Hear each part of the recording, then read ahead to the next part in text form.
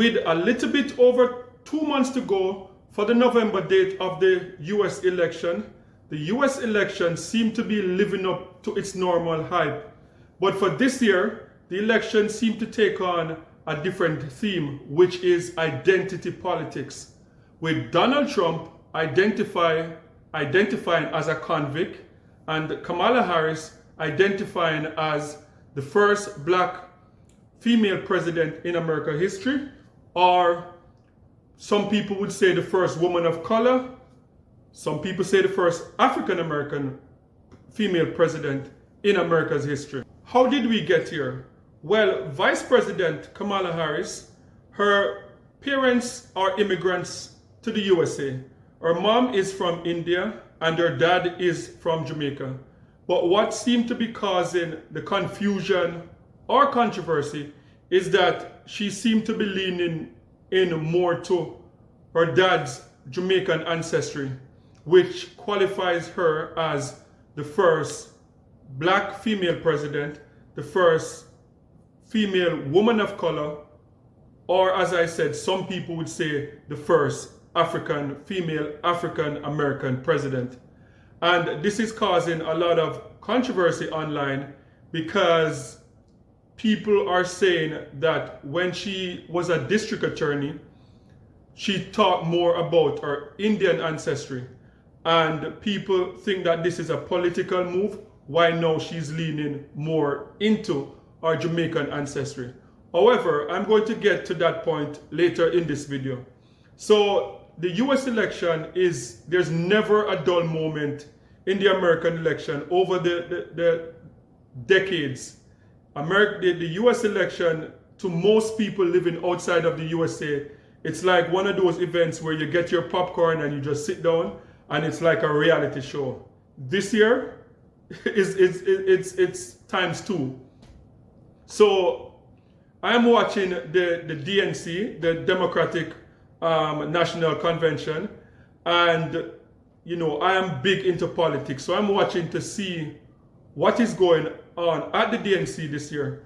But what stood out to me a lot this year is that the DNC this year seemed to have more A-list celebrity than what I've seen at the Oscars, what I've seen at the BET Award in a long time. Like, they were out in numbers. Kamala Harris had like everybody in Hollywood showing up at the DNC. So that was the first thing that stood out to me. Watching over the days, you know, they had good speeches. The Obamas came and they, you know, the Obamas are some of the best speakers in our lifetime. So the Obamas came, they did their thing. Hillary Clinton came, she did her thing. And Kerry Washington, as I said, it was like a star-studded event for the DNC. The thing that I was looking towards the most was for the final night to see Vice President Kamala Harris go up and do her speech. And the reason why I was looking forward to that more than anything else is because I'm Jamaican. I know that she has Jamaican roots, and I was looking forward to that part where they introduce her and where she talks about her family history and introduce her family. So take a look at her speech, our introduction, and I'll come back right after this. My mother, our mother, Kamala Harris, had one of her own, and I miss her every day, and especially right now. And I know she's looking down smiling. I know that. So my mother was 19 when she crossed the world alone, traveling from India to California with an unshakable dream to be the scientist who would cure breast cancer. When she finished school, she was supposed to return home to a traditional arranged marriage. But as fate would have it, she met my father, Donald Harris, a student from Jamaica. They fell in love and got married, and that act of self-determination made my sister Maya and me. Growing up, we moved a lot. I will always remember that big Mayflower truck packed with all our belongings, ready to go to Illinois, to Wisconsin, and wherever our parents' jobs took us. My early memories of our parents together are very joyful ones. A home filled with laughter and music, Aretha, Coltrane, and Miles.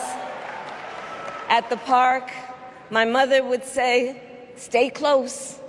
But my father would say, as he smiled, "Run, Kamala, run. Don't be afraid. Don't let anything stop you."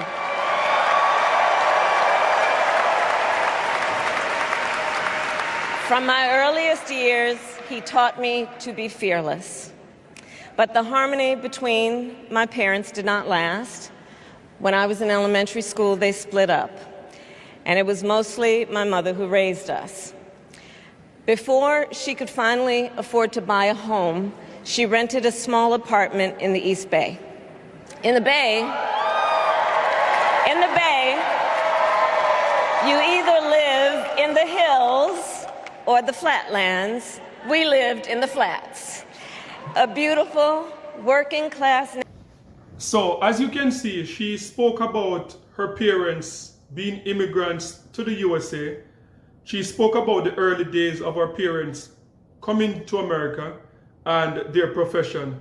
But what I found very interesting is that the way she spoke about her mom and her mom being a cancer, being in research for breast cancer, and the way she spoke highly about her mom and how her mom would be proud of her achievements today. I was waiting to see the same energy in terms of her dad, but I didn't get the sense that that energy was not there. I know that her mom passed away, her dad is still alive, and while watching, I was looking for the camera to just pan out into the family section, looking to see if I would see her dad. Her dad wasn't there. So that was very, very, questionable to me. This is arguably the most powerful woman in the world as the vice president of the USA. She's second to the president, and she's running to be the president of the United States of America, the most powerful position in the world, and her dad wasn't there. And another thing is that her dad is was a professor at Stanford University. Her dad is very decorated, like an advisor to the Jamaican government, one of the most brilliant Jamaican minds in our lifetime when it comes on to economics. He advised the Jamaican government about moving Jamaica into becoming a developed country. He was an advisor for the government of Jamaica. I think 2 years ago, he received the Order of Merit, Jamaica's third highest honor. So I was looking for her to say more about her dad, because the connection of her becoming the first black female president is coming from her Jamaican ancestry. So I was looking forward to her to expound more on that, and that didn't happen. So I went ahead and said, you know what? I'm going to do some research, and I'm going to share the findings of my research. My research took me to an online magazine, The Times of India. It's an online magazine that covers news covering Indian nationals in India and in the diaspora. So in that article, it stated that Kamala Harris' father disapproved of her identity politics in 2019. And in the same article, it went on to say that he did not attend when Kamala Harris took the oath of office as the vice president at Joe Biden's 2020 inauguration. So that is in itself deep because he was not there at the DNC, and when she was being sworn in as the vice president, he was not there. And I can't imagine a father not wanting to show up at his daughter's inauguration. Like, that is a big deal. The vice president of the most powerful country in the world, and her dad did not show up. And I went on to more articles that stated she did an interview in 2003 that stated that her dad, the relationship, they don't really have a close relationship anymore. But I was still puzzled because despite whatever happened, you would think that at this level, you know, your daughter being sworn in as a vice president of the USA, your daughter being the nominee for the Democratic Party to run in to be for the most powerful job in the world, that he would be up front and center, but he wasn't there. And then it took me to another article that stated one of the reasons why her dad was upset was an interview that she did with the Breakfast Club. So we're going to take a look at the reaction from her dad to the Breakfast Club interview, and we'll talk about it right after this. The family feud on the Democrat side. Oh, gosh. Do you remember when Kamala Harris, she had that radio interview with Breakfast Club? It was released. We talked about it. She admitted that she smoked pot.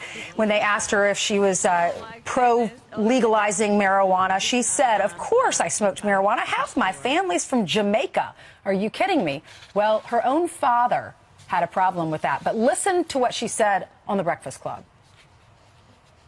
They say you oppose legalizing weed. That's not true. I know.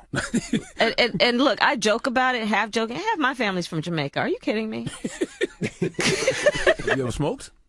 I have. Okay. Like and I inhale. I did inhale. Okay. It's really hysterical for the former attorney general of that state to talk about doing something illegal, laughing about it, giggling about it, and trying to get some traction for it. Among the people that were upset by it, her dad, Donald Harris, from Jamaica, an economics professor at Stanford University, says this: "My dear departed grandmothers, as well as my deceased parents, must be turning in their grave right now to see their family's name, reputation, and proud Jamaican identity being connected in any way, jokingly or not, with the fraudulent stereotype of pot-smoking, joy-seeking, and in pursuit of identity politics." Man, yeah. What a blast at his daughter who wants to be the next president. No kidding. He added, and he had sent this statement to Jamaica Global Online. He said, "Speaking for myself and my immediate Jamaican family, we wish to categorically disassociate ourselves from this travesty." The campaign had no comment as of yesterday. It should be pointed out that Kamala Harris's parents divorced when she was younger, and her mother raised her and her sister. But her father still had a big part of her life, according to reports. Today she'll be with Al Sharpton in New York City, trying. That was the interview with Charlemagne and DJ Envy and on the Breakfast Club. And that interview is the only public statement I've seen anywhere on the internet that her dad made during her political campaign from 2019 coming up to today. So, and in that statement, you can see that he was extremely disappointed because the stereotype of marijuana and Jamaicans, a lot of Jamaicans take offense to it, that automatically they are being tied to weed smoking, that most times tied to us like being, you know, men that just sit down on the corner, smoke weed, and we're lazy. So you can tell that he was upset about that, because when you look on the internet, most of the reference that of all the interviews that you have done, you have seen more reference of her mom, and it's always in a positive, family loving, uplifting type of vibe. And the first reference of her dad was tied to marijuana. So you can see that he wasn't happy about that, and he expressed himself in that article. And what is interesting is that a lot of people don't know, but marijuana, cannabis is not indigenous to Jamaica. It was actually brought to Jamaica after slavery by indentured laborers from West India. So that's the ironic part about it, is that when you hear about cannabis, when you hear about marijuana, for the most part it's tied to Jamaicans and tied to Rastafarian, but it originally came from India. So that is a very interesting fact. Based on the research that I've been doing online, I get the impression that people are feeling slighted a bit. People are feeling that she have leaned into her Indian ancestry for most of her life, being district attorney, and for every step of the way that she has gained success over the years. She have leaned into her Indian ancestry or Indian culture. And from what I'm seeing is that people feel a bit slighted that now, when the black vote is important in the USA, now she's trying to lean more into our Jamaican ancestry. And I'm going to show you just one video of many videos online that you can have access to, that she's leaning more into being our Indian ancestry. I'll watch this. Just don't call me auntie. Okay, I won't call you auntie. They'll be like, how could you call her by her first name? She's worked so hard. Okay, so what we're going to cook today is an Indian recipe. Yes. Because you are Indian. Yes. Okay, and I don't know that everybody knows that, but I find that wherever I go and I see Indian people at the supermarket, on the street, everyone's like, you know Kamala Harris is Indian, right? It's like the thing we're so excited about, to have you running for president. Yeah. So we're both Indian, but actually we're both South Indian. Yes. You look like the entire one half of my family. Okay, thank you. You do. I've been telling people we're related already, so this is perfect. It's basically true.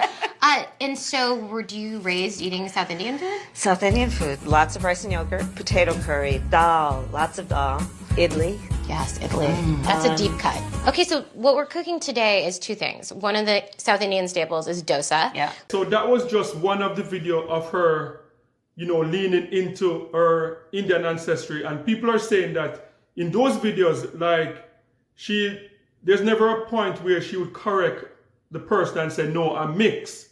Like, people would say, oh, you're Indian. And she's like, yes, I'm Indian.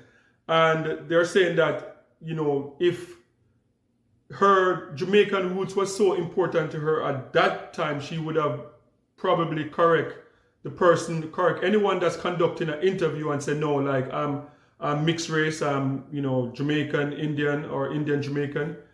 But that didn't happen. And one of the things that's interesting in doing some of the research and doing the breakdown, when you look at the US population, the people that are going to decide the election.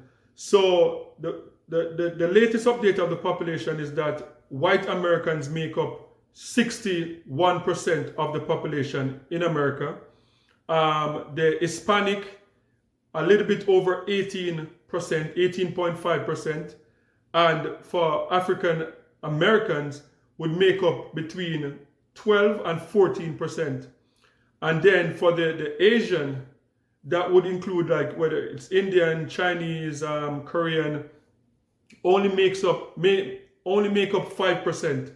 So one of the thought that's out there is that she would not be able to lean in to her Indian culture as much to accumulate enough vote that is going to decide the election, because the Indian population in America would account for about 1.5% of the population.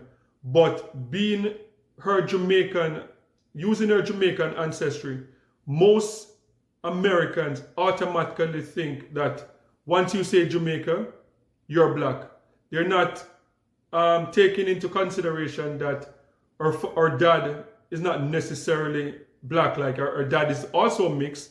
Is mostly Indian with a grandparent that is black Jamaican.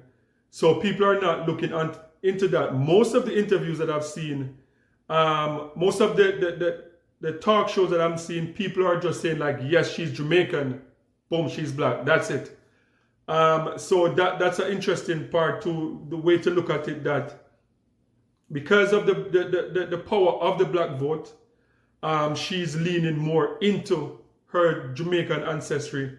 And that is why people are saying that her dad came out early, from as far back as when she was running against Joe Biden. 2019, her dad came out and said he's not participating in identity politics. So guys, let me know what you think about this. Do you think that Kamala Harris is just using her Jamaican ancestry just to get the black vote? Or what do you think? Just leave your comment in the comment section. Whatever your feelings are, just leave your comment in the comment section. Let's interact. Let's have a conversation in the comment section. And please don't forget to like, share, and subscribe for more amazing content. And remember, peace. I'm out.